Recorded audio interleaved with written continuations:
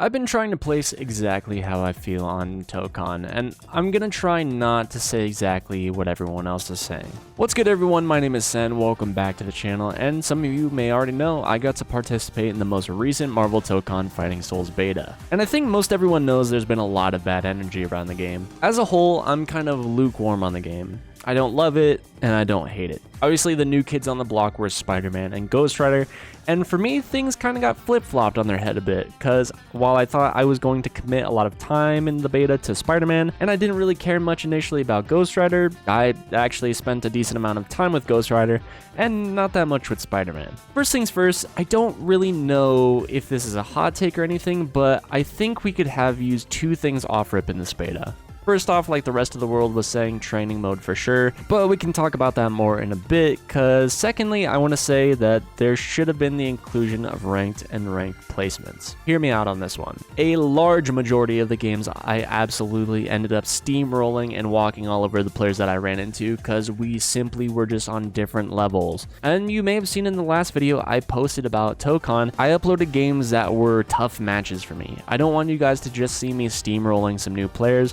That's not really fun for anyone. I'm totally down to get sweaty and have some good games, and I think the players that are of lower level don't want to run into me, and just as much I don't want to run into them. Plus, if I'm busy playing on the level 1 type of gameplay with you where you're not able to get past me throwing a shield at you, or you're unable to block overheads, or you refuse to not jump at me and then you go cry about it, I don't want to have to deal with that. If we're stuck there at that basic level, then I can't get on to more sophisticated things. I can't do the more fun, intricate things in fighting games at higher levels. I'm not a godlike fighting game player or anything like that. I'm just an average player in the genre. How is a new player's experience in a beta going to be good if they're running into people dramatically better than them? No, you have to let them fight other people that are new to the genre. Talking about training mode links a lot to everything else, so I'm going to sprinkle it in here and there. But something I thought was really unrelated is I think the buffer on the 2-2 or down-down input for special moves could be a little bit more lenient. There were times where I was sure I did the input properly and whatever special move would just not come out. This could just be a me problem. I haven't heard anyone else really complain about it, so maybe I just need to get good. Let me know if you agree with that or not. Next though, I don't really like how strong guard cancel is, or whatever the counter like universal mechanic is. Off-rip, it just felt far too mashable in block stun, or even just calling out when your opponent would hit buttons as well.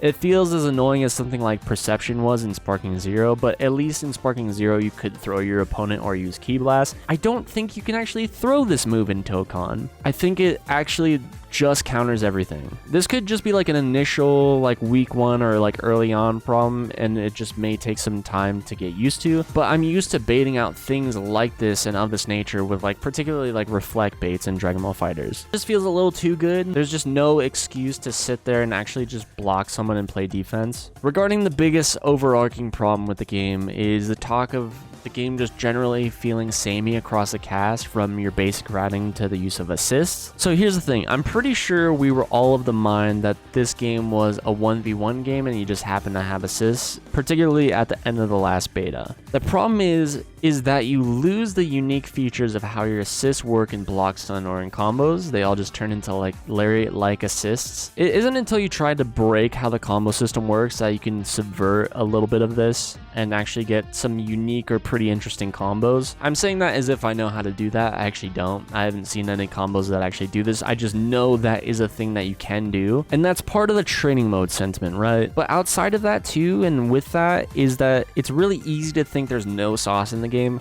when you can't sit down and figure out the sauce. Like, at least if you're a content creator with a large following, you can ask one of your viewers to be like, hey, just let me figure out some stuff on you. For someone like me, I simply just have to throw hands with what I already know or what I'm figuring out off rip, or fight bots to try to figure things out. With that said, I do think characters have sauce in this game. We just have to actually have the ability to sit down and figure it out. There's no excuse to not have training mode in your game in the modern era of fighting games, whether that be a beta or not. Regarding the lariat-like assists though, I, much like every other person, is not really a fan of it because it just feels really cool to build, and I actually mean build a team in a tag game, because there's a level of trading off that can happen. The cool part about tag games is finding these little synergies and making something cool.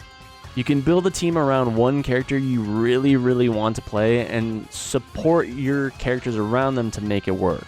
Like in Marvel 2, I really wanted to play Iron Man, and I really wanted to do the Infinite with Iron Man, so I looked for characters that would help me set things up like the Infinite and getting that started. So I played characters like Gambit and Psylocke and ended up finding out that I really liked playing Psylocke as a result of that. And now every team that I play in Marvel 2 when I boot it up casually, I have Psylocke on my team. Conversely, sometimes you just want to play the characters you like in spite of them not really working together well, or maybe they do work together well, i.e. my Marvel 3 and Dragon Ball FighterZ teams. I play Captain America, Taskmaster, and Virgil in Marvel 3. Maybe that team works better than I think, but I certainly can't make use of it the best. But I like playing the characters, so fuck it. For Dragon Ball FighterZ, for the longest time, my running team has been Bluku, Trunks, and Super Saiyan Vegeta. Not a ton of synergy there. They are characters in the game, and there's nothing wrong with playing them as a team, but they don't mesh super well. They don't interact with the mechanics the best or interact best with each other and make good use of Z-Tag or whatever it's called. I even played Syriax forever ago. This was a really long time ago. He probably wouldn't remember this.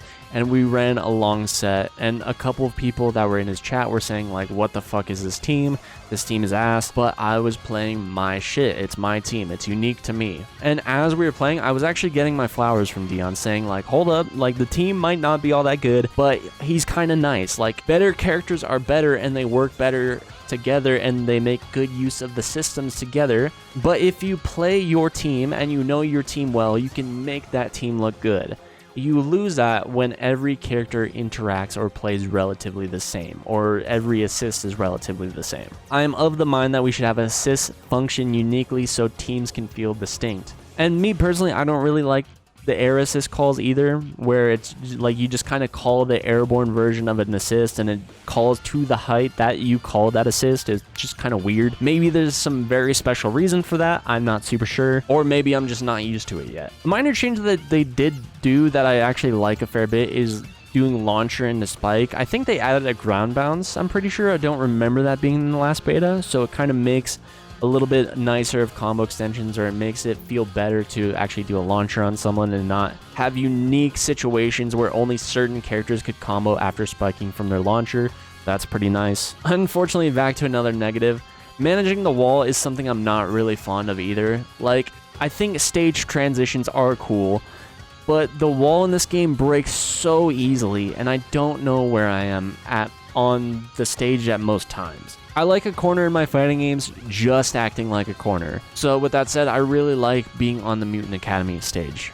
And with that said, even though I don't like the wall break system, I do think it's cool in a way how every stage is unique and has a certain amount of wall breaks on either side. Map knowledge is not something I expected to need in a fighting game, so I guess that's kind of cool. Now, with all my complaints I did have around the game, I can literally play and have fun with just about any fighting game.